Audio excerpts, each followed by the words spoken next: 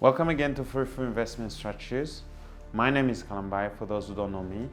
And if you are clicking on for the first time, please kindly subscribe and follow us on this channel and share, please, as we go forth. Now, today I just want to talk to you or share some ideas with you on how investment goes on.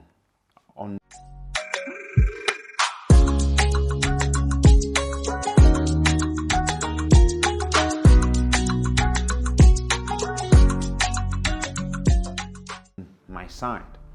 As many of you know, I'm a real estate investor. I do invest in real estate, and not only do I also invest in real estate, but I work as well. I work as an engineer, so which kind of helped me keep my balances straight. So I'm in the beginning of my investments of real estate. We have some real estate. 3 or something like that, and then we are moving on to a larger scale. So I just wanted to kind of share with you the challenges that I kind of go through my investment. So in investing, you face so many challenges. The first challenge which I have faced as an investor is, what kind of entrepreneurs do I use, or if at all, who are the entrepreneurs I'm going to use for my project? Because most of the time you have to it's hard to find the right entrepreneurs. And not only it's hard to find the right entrepreneurs, but it's also hard to find the right skills. So as for me, what I've done is that since I'm working in the field, so I kind of contact entrepreneurs through the internet. I use the internet, the network sites where all entrepreneurs who can compete in that kind of job do the kind of job, they can come to me, and as well as finding the entrepreneurs who maybe I know from before, who can help me to achieve that kind of work, or through somebody I know and really telling them that I have a job which can be done, and if they know somebody who can do that kind of job, so it helps as well. So that is one challenge, to find the right people who can do the kind of job.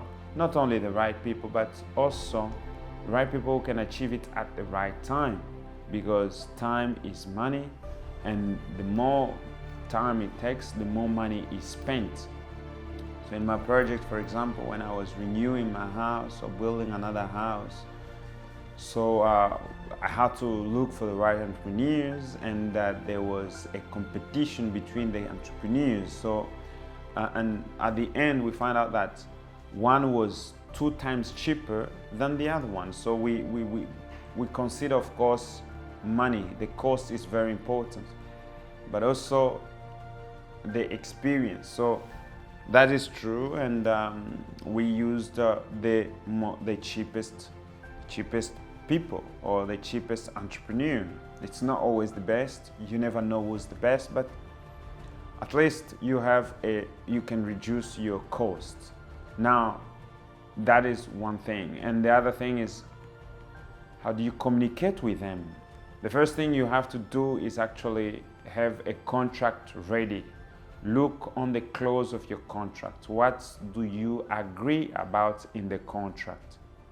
Have all the things ready. For other entrepreneurs or other people, you want to have a closed contract whereby everything is included, a total contract.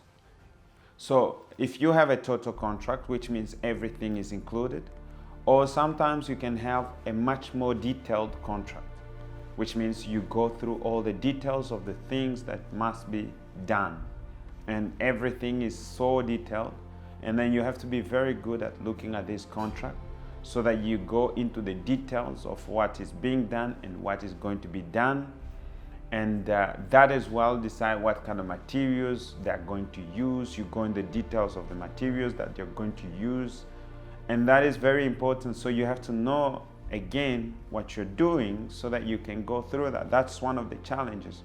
So you have to know the clause of the contract. Now, if you yourself are not an engineer or you have not done that kind of work before, I will advise you to look for somebody who has an experience with that, who can help you in such work, because the contract is very, very important. That's where entrepreneurs want to gain money, and that's where they claim money from things that they have not done or things that they might misinterpret or interpret otherwise just to gain money from you. So make sure that you know well your contract, and you are working closely with them to actually achieve what you have agreed to achieve, and that they don't claim what you have not agreed or what is in the contract. So that is very important, that you kind of have a very definitive contract which describes everything, of course, or it might be a full contract or maybe a detailed contract. You describe everything and you go and follow that on the loop. And as long as the entrepreneur does not achieve that, you take money from them, because everything counts, guys. Everything is very important. So what again?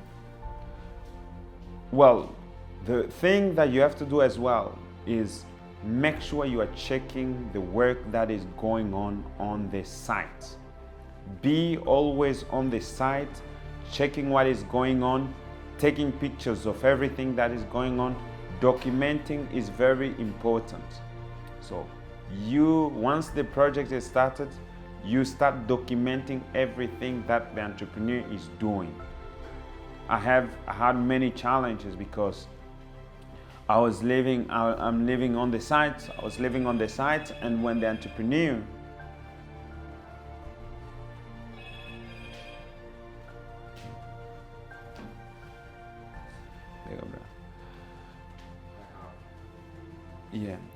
I was currently living on the site, and the entrepreneur that was doing the job was just right beneath me and fixing the apartment beneath me, and I had to control every detail of the work that was going to be done and that was being done. So every detail had to go through. But even though everything was taken, the pictures were taken, the videos were taken, there is still some smart people who try to actually turn it otherwise. They try to tell you, even when the drawings are there, they'll try to tell you, oh, this is not what we agreed, while it is actually on the drawings. So you see, and what did I face? I faced many cases. I faced where entrepreneurs want me to pay, for example, to pay for the full price of the project while they have not finished that work. And they had to take me to court for me to pay them for the work that they have not yet finished.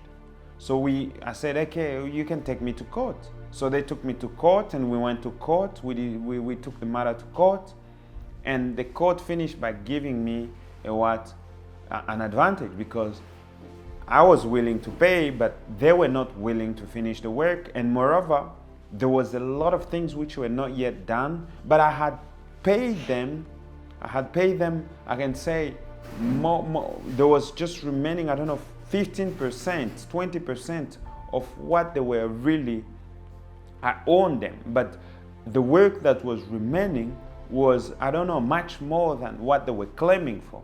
So we went to court, and the court gave me a reason, and I had to, to fix all this kind of job, and there was the floor which was not straight. I had to bring in other entrepreneurs to fix the floor. The walls, which was not, the isolation on the wall was not really fixed well as it's supposed to be. I had to bring in specialists who could redo the walls. So all this kind of job took a lot of work, a lot of time, and that is money. So if you do not know these things, please make sure that you bring in somebody who can do it. But the thing is, you can ask me, okay, Kalambai, this is really hard work and takes a lot of time, takes a lot of money, takes a lot of courage, takes a lot of fight. Yes, you want to be an entrepreneur, you have to go through all this. You have to go through challenges, you have to be tested, you have to be taken to court sometimes. Why? Because that is the life of an entrepreneur. But let me tell you, after all these challenges that I've been through, I can say I'm really satisfied because I have learned a lot. I have learned how to really, how things are done, how things should be done rightly and correctly, how I should really be with my entrepreneur, how I can really direct my job, how I can really be a leader on the side. All these kind of things have helped me kind of boost my confidence as well to do even much more. Yes, it takes a lot, but still more, it's not impossible.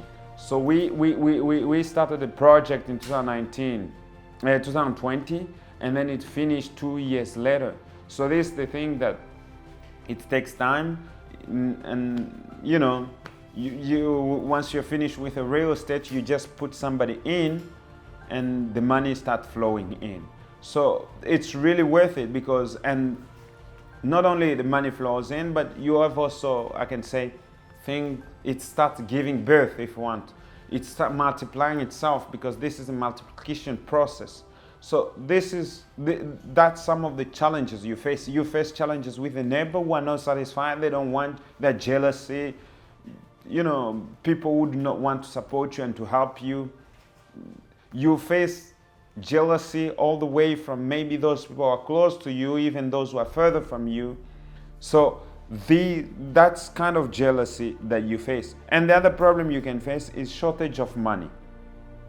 If you do not know how to actually collect money or to make people invest in your dream, that will be really problematic because it's not always that you get the money from the bank, but you have to really have people who can trust in you, trust in your vision, and who can be a kind of a helping hand to you.